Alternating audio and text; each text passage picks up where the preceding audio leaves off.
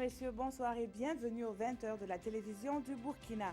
Au menu de cette édition, la réunion hebdomadaire du gouvernement s'est tenue ce jeudi 22 décembre sous l'égide du président du Faso. Parmi les dossiers inscrits à l'ordre du jour, l'octroi de permis d'exploitation accordé à 3 sociétés minières. Et puis, le ministre en charge des infrastructures est l'invité de ce journal. Il réagira sur les projets de son département concernés par le PNDS. C'est un temps d'introspection spirituelle pour accueillir le Sauveur de l'humanité. C'est ainsi que se définit le temps de l'Avent selon la tradition catholique. Cette période qui précède le jour de Noël est à sa fin et nous avons choisi de vous éclairer sur le sens de ce temps de l'Avent. C'est le dossier de ce journal. Il est activement recherché dans tout l'espace Schengen depuis hier. Anir Amri est le principal suspect de l'attentat perpétré lundi soir dans un marché de Noël de Berlin. Ses empreintes digitales ont été retrouvées dans le camion bélier qui a fait 12 morts et de nombreux blessés.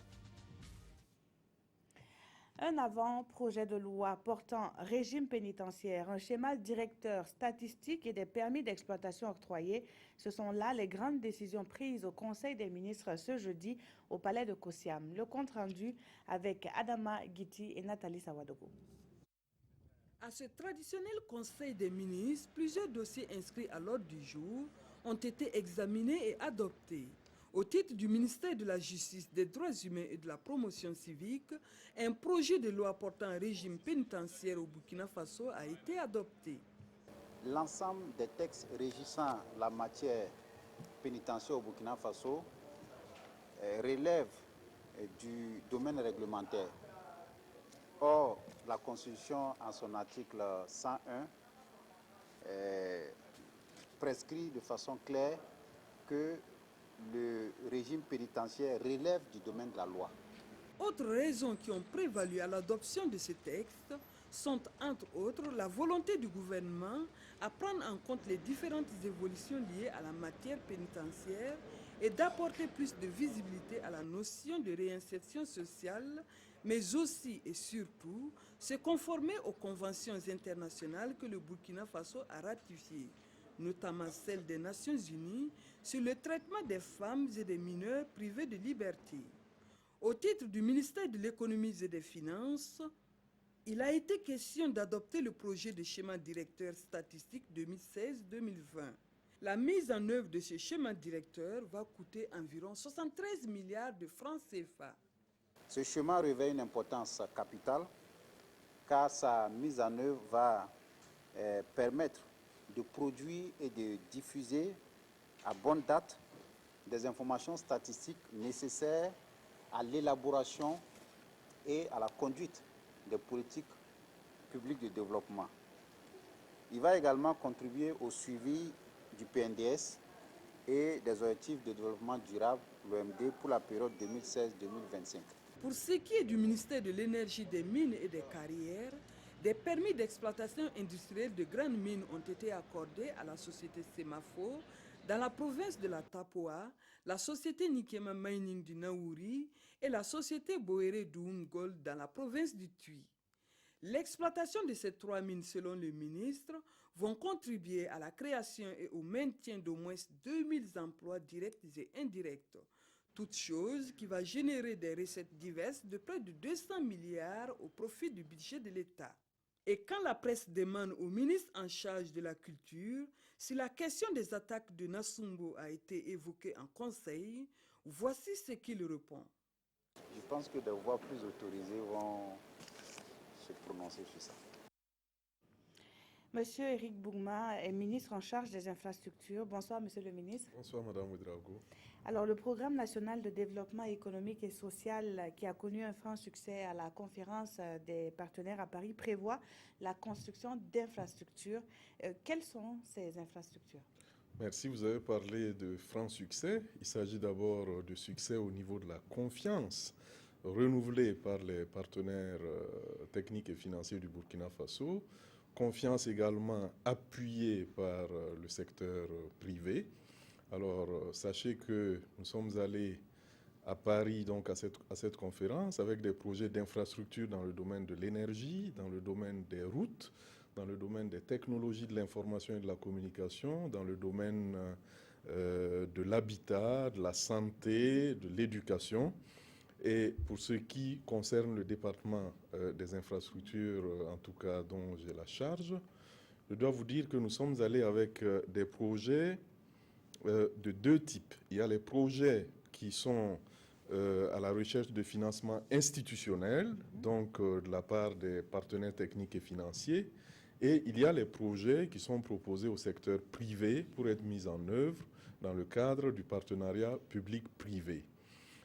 Pour ce volet partenariat public-privé PPP, le premier projet le plus important, c'est l'autoroute Ouagadougou, frontière de la Côte d'Ivoire, dans sa section Ouagadougou-Koudougou.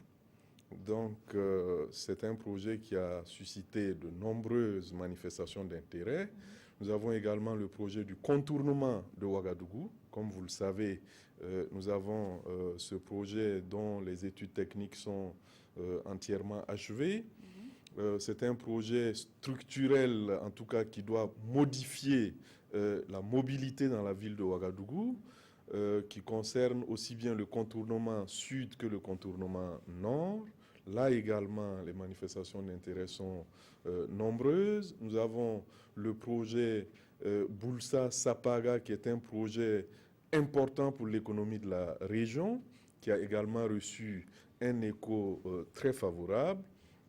Nous avons aussi le projet de voirie urbaine à Bobo-Dioulasso, y compris un passage à niveau, au niveau du rond-point Place de la Femme.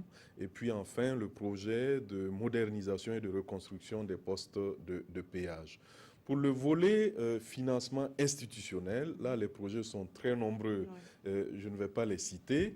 Le projet Kongoussi-Titao-Djibo, dont le financement est bouclé depuis le voyage du chef de l'État en Arabie Saoudite, mais dont la matérialisation est intervenue en tout cas lors de la conférence de Paris, ainsi que beaucoup d'autres projets de bitumage de routes nationales, comme la RN 18 et bien d'autres. Je dois vous dire qu'à cette conférence, comme je le disais tout à l'heure, nous sommes partis avec une vision, avec un programme, avec un plan en cohérence, en tout cas avec les attentes des populations. Et vous l'avez dit, tout le monde le sait maintenant, hein, malgré quelques notes discordantes de personnes peu avisées. En tout cas, c'est une conférence qui a tenu toutes ses promesses. Et nous pouvons vous assurer que le Burkina Faso, qui est en chantier déjà depuis cette année 2016, va continuer à connaître la mise en œuvre du programme national routier, en tout cas pour ce qui concerne ces secteurs. Et donc tout cela, justement, sous la garantie que les fonds sont véritablement, les fonds qui ont été prévus soient véritablement débloqués. Alors vous avez aussi évoqué la formule PPP, donc partenariat public-privé. Est-ce que ce partenariat ne comporte pas des risques? Oui, vous avez parlé de fonds qui soient effectivement débloqués. Là, c'est le rôle du gouvernement. Les partenaires techniques et financiers ont manifesté leur intention ferme d'apporter les financements. Ils ont manifesté leur confiance au chef de l'État qui était présent, comme vous le savez, à l'ouverture de cette conférence. Et bien sûr, il reste que les mécanismes soient exploiter les mécanismes qui existent et que ces mécanismes soient renforcés avec de nouvelles mesures fortes et efficaces pour permettre effectivement de concrétiser, de débloquer ces fonds comme vous le dites. Les risques existent, que ce soit le partenariat public-privé ou non, les risques existent, mais nous sommes aussi un gouvernement qui est là pour relever les défis. Nous le sentons comme ça. Plus que des risques, ce sont des défis à relever et ces défis seront relevés. Je peux vous assurer que, en tout cas, les dispositions qui sont prises et qu'ils seront sur le plan organisationnel, sur le plan procédural, permettront de réduire les risques, en particulier s'agissant du PPP. C'est souvent le risque de surfacturation, comme vous le savez. Et donc, nous résolvons ce problème tout simplement à travers des évaluations qui existent et qui vont être améliorées pour permettre de minimiser ces risques. Merci à vous, M. Eric Bougma, d'avoir répondu à nos questions, d'avoir été sur ce plateau. Merci, madame. Alors, la suite de ce journal à présent avec la cérémonie de clôture de la deuxième session ordinaire de l'Assemblée nationale. De cette session consacrée au budget, l'on retiendra l'adoption du budget 2017 et le plan stratégique de l'Assemblée nationale. Les précisions de Konsun Koulibaly et Olopoda. De par la loi, elle est appelée session budgétaire, mais au-delà du budget de l'État gestion 2017, les élus nationaux ont adopté 22 résolutions, soulevé 4 questions d'actualité et 33 questions orales, dont 10 suivies de débats.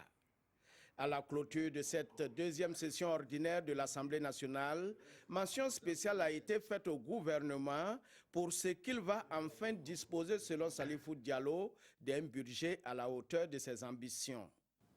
Il importe de souligner que le budget de l'État gestion 2017 consacre pour la première fois 52,01 aux investissements, soit 1277 milliards 16 582 000.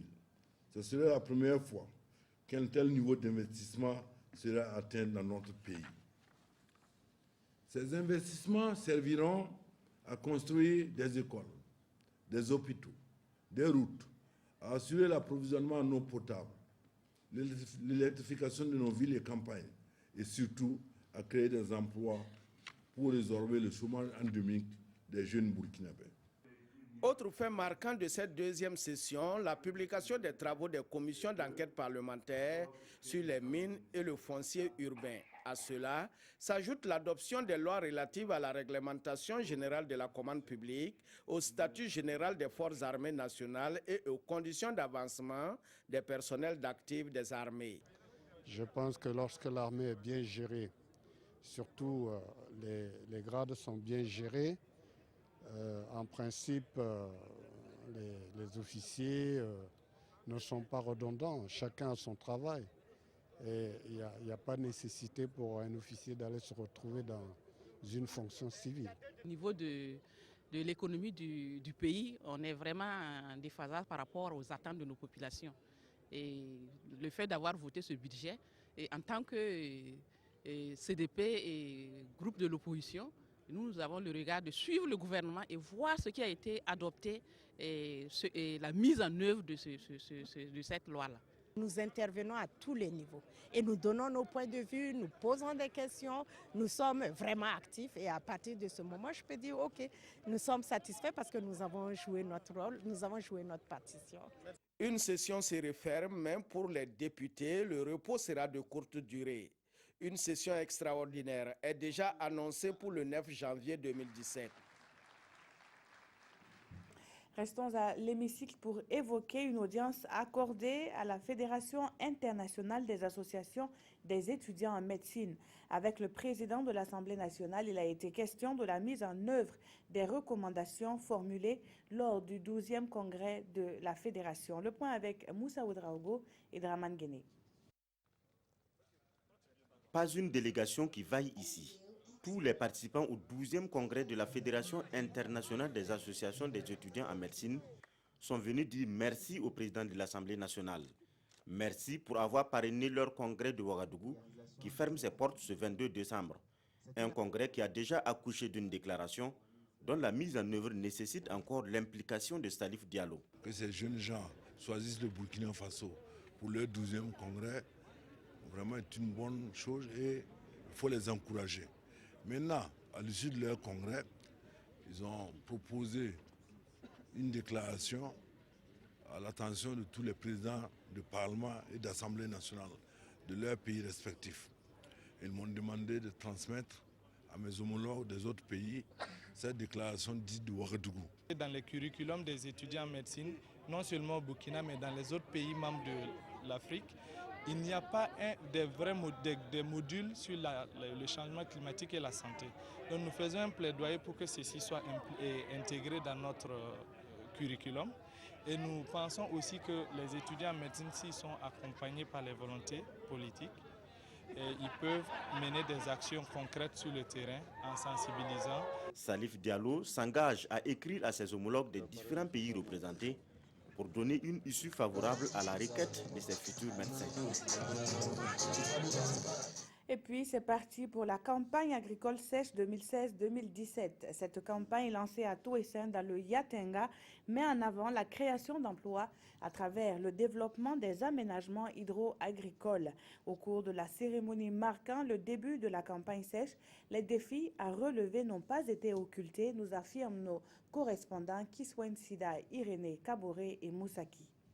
Le Burkina Faso attend 37 879 tonnes de céréales et plus de 2 millions de tonnes de produits maraîchers à l'issue de la campagne agricole des saisons sèches 2016-2017. Une campagne agricole qui a été officiellement lancée à Touessé par le ministre en charge de l'agriculture et qui doit contribuer à assurer la sécurité alimentaire durable et à réduire la pauvreté au niveau du monde rural. Nous aménageons les périmètres et nous installons des familles. C'est une activité qui permet vraiment la survie des familles. À côté de ces témoignages, des défis restent à relever pour permettre aux producteurs de mener à bien leur activité. Il s'agit entre autres du manque de moyens financiers et de matériel de production. Nous apportons des ressources aussi bien en matériel agricole, en intrants de qualité tels que les semences, les engrais et aussi l'appui conseil auprès des producteurs pour que les paquets technologiques que nous leur proposons puissent être utilisés à bon escient. Placé sous le thème intensification de la production agricole et création d'emplois décents par le développement des aménagements hydro-agricoles, la campagne agricole des saisons sèches 2016-2017 a démarré sur de bons auspices pour les producteurs des 4 provinces de la région du Nord. Et ils ont reçu symboliquement des intrants et de matériel de production de la part du ministre en charge de l'agriculture.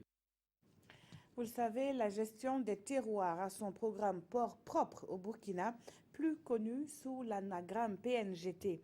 La deuxième phase de ce programme en cours connaît des résultats mitigés.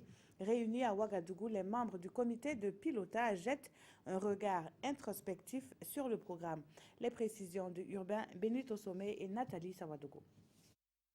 Plus de 57%, c'est le taux d'exécution physique du deuxième programme national de gestion des terroirs, PNGT 2 phase 3, et ce à partir du 30 septembre 2016. Le taux d'exécution financière est autour de 34%. Des résultats jugés satisfaisants selon le coordonnateur national du PNGT 2 phase 3. Donc nous pensons bien que les chantiers en cours pourront nous amener, nous tirer vers un taux d'exécution à la fin de l'année vers 82-85%. C'est l'espoir. Et quand on est parti sur le terrain, on voit les réalisations déjà faites, ne serait-ce que les classes de classe, les salles de classe, les tables bancs réalisés par les conseils municipaux, c'est assez appréciable. L'accompagnement des services techniques déconcentrés pour le développement au niveau des communes, le processus de passation des marchés sont entre autres les difficultés rencontrées au cours de la mise en œuvre du programme. Un programme financé par la Banque mondiale. Je pense bien qu'avec la nouvelle loi sur les processus de passation de marché 2017, avec un budget global de près de 21 milliards pour l'année 2017, je pense que si chaque partie joue sa partition, nous pourrons avoir des résultats à la hauteur de nos attentes, environ même 90% si possible. Il y a des motifs de satisfaction par rapport aux résultats, mais par rapport au fait que les communautés s'approprient eux-mêmes le développement et nous sommes prêts à pouvoir continuer dans ce sens. À cet atelier, il sera question pour les membres du comité de pilotage de prendre connaissance de l'état de mise en œuvre du programme, mais aussi d'élaborer le programme et le budget prévisionnel 2017 du PNGT 2 phase 3.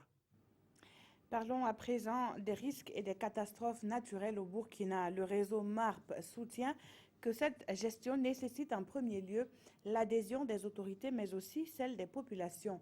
Après 4 années d'activité, le réseau et ses partenaires marquent une halte. Pourquoi? Eh bien, réponse dans ce reportage signé de Zalissa Sanfour et Ibrahim Assambier. C'est le bilan de 4 années de plaidoyer que le réseau MARP et ses partenaires font ici. 4 années de plaidoyer auprès des politiques pour des actions et des décisions en faveur de la réduction des risques et des catastrophes au Burkina Faso. Il n'y avait pas de texte qui réglemente un peu la question des risques de catastrophe. Et à l'époque, il y avait une initiative au niveau du ministère de l'Action sociale pour la rédaction d'une loi. Et nous avons appuyé le ministère et contribué à ce que cette loi soit effectivement adoptée par l'Assemblée nationale.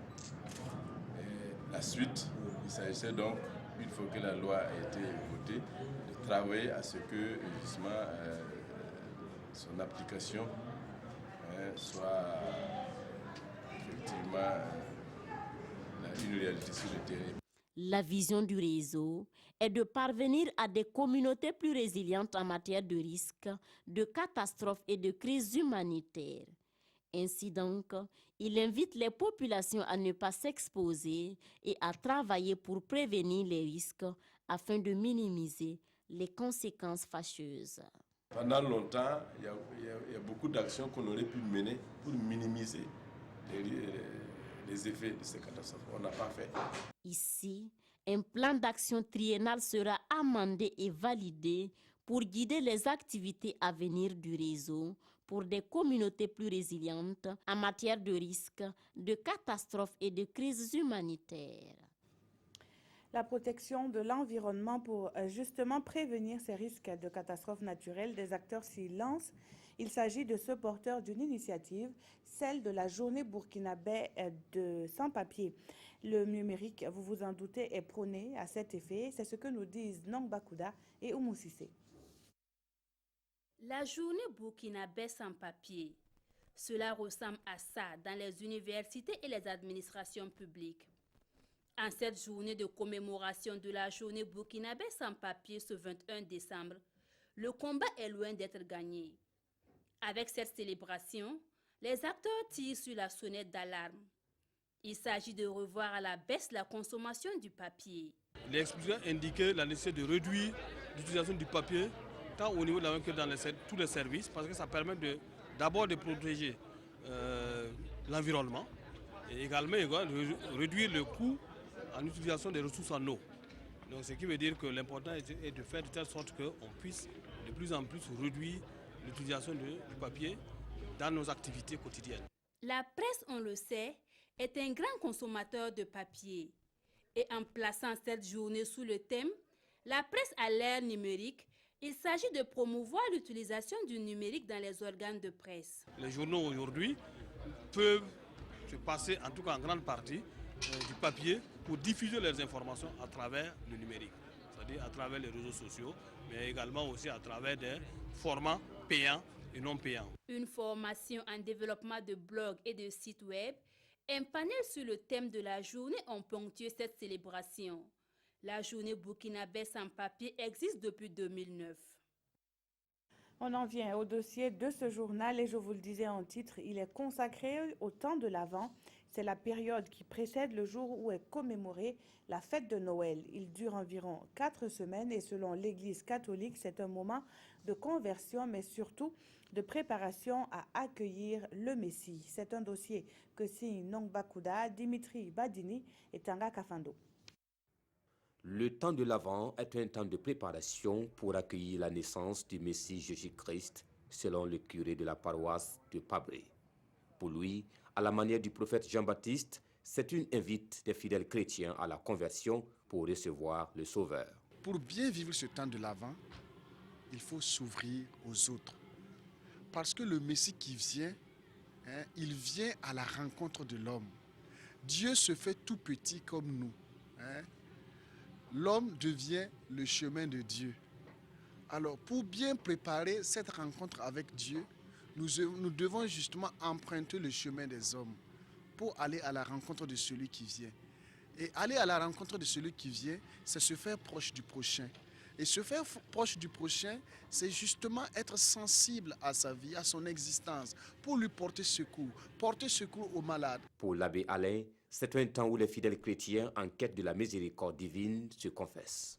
Et pour les personnes malades ou âgées, le prêtre se rend à leur domicile pour leur confession. Je suis très contente de recevoir le pardon et la paix du Christ. Que le Sauveur nous accorde la célébration de Noël dans la santé. À côté de la miséricorde recherchée en ces temps de l'Avent, entre en grande ligne les louanges à travers les chants. Les types de chants, c'est des chants joyeux. Le Messie, il est là. Il est né, le divin enfant. Joie sur terre, exulte la terre. Le Seigneur est là. Ce sont des chants de joie qui manifestent la présence du Seigneur. Ici, les choristes de la paroisse Saint-Joseph de Pabré, pour bien accueillir la venue du Christ, se réunissent chaque soir à leur descente de travail pour des répétitions.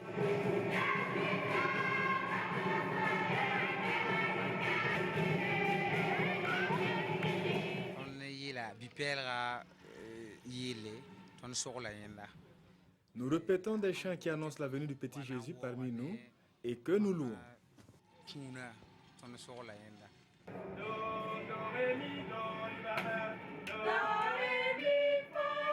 Dans la tradition catholique, le temps de l'Avent est un progrès vers la venue du Seigneur Jésus-Christ. À l'occasion, l'abbé Alain invite les fidèles chrétiens à manifester une vie d'amour et de charité envers leurs prochains. Et c'est dans cette marche vers Noël que l'Allemagne a été frappée par le terrorisme, alors que le marché de Noël de Berlin visé par un camion bélier a rouvert ce jeudi. Le ministre de l'Intérieur annonce que les empreintes digitales du principal suspect ont été retrouvées dans le poids lourd. Anis Amri est activement recherché en Allemagne et dans tout l'espace Schengen. Il est présenté comme extrêmement dangereux. Pour les autorités allemandes, cette fois plus de doute, le Tunisien Anis Amri serait bien l'auteur de l'attentat au camion contre le marché de Noël de Berlin. Le ministre de l'Intérieur a confirmé que ses empreintes digitales avaient été retrouvées sur la portière du poids lourd. L'homme de 24 ans était connu des services de police comme étant un dangereux islamiste. Il avait même été surveillé pendant plusieurs mois. 3 jours après l'attentat, il reste introuvable et la chancelière allemande s'efforce d'apaiser la polémique. Je suis confiante dans le fait que nous réussirons ce test crucial, a déclaré Angela Merkel après avoir rencontré les enquêteurs. Parce que nous avons du personnel professionnel qui contribue avec tous les moyens dont il dispose à faire que l'issue de cette enquête soit concluante. Mais je suis aussi confiante parce que nous savons que les valeurs que sont la démocratie et l'état de droit sont de notre côté. Anis Amri fait l'objet d'un mandat d'arrêt européen et 100 000 € sont offerts à qui pourra aider à le localiser. Il a un lourd passif judiciaire. Déjà condamné en Tunisie, il a passé 4 ans en prison en Italie pour avoir incendié une école. En Allemagne, il a un temps été soupçonné de préparer un attentat. La mise au point de la police régionale des Hauts-Bassins sur la mort d'un élève dans les locaux de la police est à lire dans les quotidiens du jour. Mais c'est le report du procès des ex-RSP qui s'affiche à la une des journaux. La revue de la presse avec Touaboum Evelyne Dabiri. Les quotidiens de ce 22 décembre informent sur le report du procès de la tentative d'attaque de la MACA.